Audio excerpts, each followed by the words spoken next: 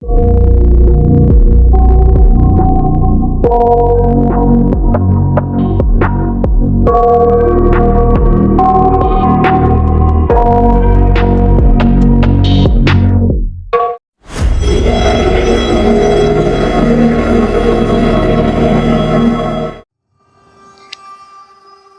araw mga ka-Darksay. Kumusta kayo? Ang topic natin ngayon ay about kababalaghan na nangyayari sa North China. Naniniwala ba kayo sa mga higante? Kung di kayo naniniwala, itong kwento ko ngayon sa inyo ay about sa mga nangyayari sa 4 na merchants na sinalakay ng 2 higante at nagsira ng mukha nila. Sa isang lugar sa Central City ng China, may isang waiter na nagngangalang Cheno. Bago lang siya pumasok sa isang restaurant na yon. Di siya mapakali. Kanina pa kasi siya nakatitig sa kabilang mesa. Napansin siya ng manager niya at sinabi nito na sino daw ang tinititigan niya.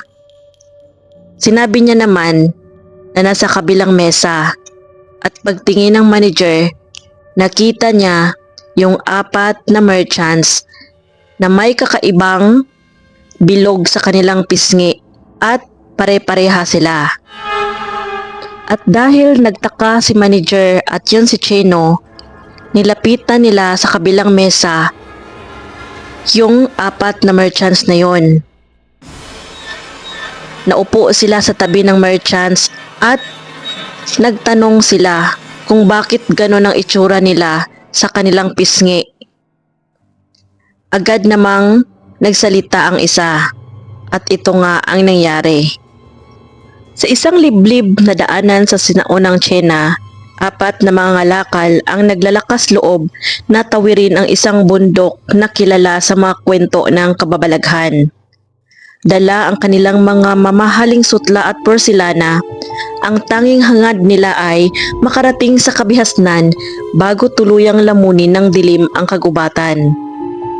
Ngunit ang tadhana ay may ibang plano. Dahil sa isang biglaang unos, napilitan silang sumilong sa isang abandonadong templo sa paanan ng bundok. Ang templong iyon na tila kinalimutan na ng panahon ay may mabigat na hangin at amoy ng kalawang. Hindi nila alam ang bawat hakbang nila sa loob ay isa ng paanyaya sa isang nilalang na matagal nang nagugutom. Habang ang 4 ay nagpapahinga, isang dambuhalang anino ang unti-unting bumalot sa kanila.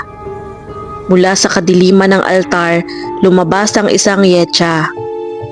Isang higanteng demonyo na may balat na kasing tigas ng kalyo at mga matang tila nagninigas na uling.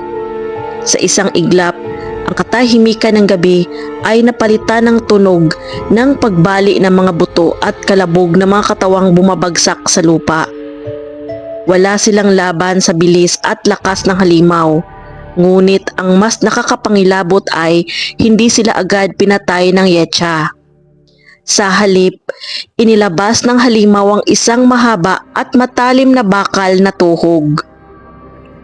Dito nagsimula ang isang eksenang tila kinuha mula sa pinakamadilim na bangungot. Isa-isang hinawakan ng yetsa ang 4 na mga ngalakal. Gamit ang kanyang malupit na lakas, ibinaon niya ang matulis na bakal sa kanyang pisngi ng unang biktima hanggang sa tumagos ito sa kabilang bahagi ng mukha. Hindi tumigil ang halimaw. Ang bakal na lumabas sa pisngi ng una ay muling itinusok sa pisngi ng pangalawa hanggang sa ang 4 na magkakaibigan ay magkakadugtong na sa isang mahabang bakal. Parang mga isdang nakahanay sa tuhog. Hindi sila makasigaw dahil sa bigat at posisyon ng bakal sa kanyang mga panga. Ang tanging naririnig sa loob ng templo ay ang mahihirap na paghinga at ang patak ng dugo sa malamig na semento. Isinabit sila ng higante sa isang haligi. Hinahayaang magdusa habang inihahanda ang apoy para sa kanyang piging. Sa sandaling mawawala na ng malay ang apat dahil sa matinding hapdi, isang liwanag ang tumama sa pintuan ng templo. Isang babaeng mandirigma na nakasuot ng pilak na baluti at may hawak na nagliliyab na espada ang biglang sumulpot. Siya ay isang misteryosong tagapagtanggol na matagal nang tumutugi sa mga masasamang espiritu sa kabundukan. Ang labanan ay mabilis at marahas. Sa bawat lundag ng babae, tinatapyas niya ang laman ng yetsa. Hindi sapat ang laki ng higante laban sa bilis ng mandirigma.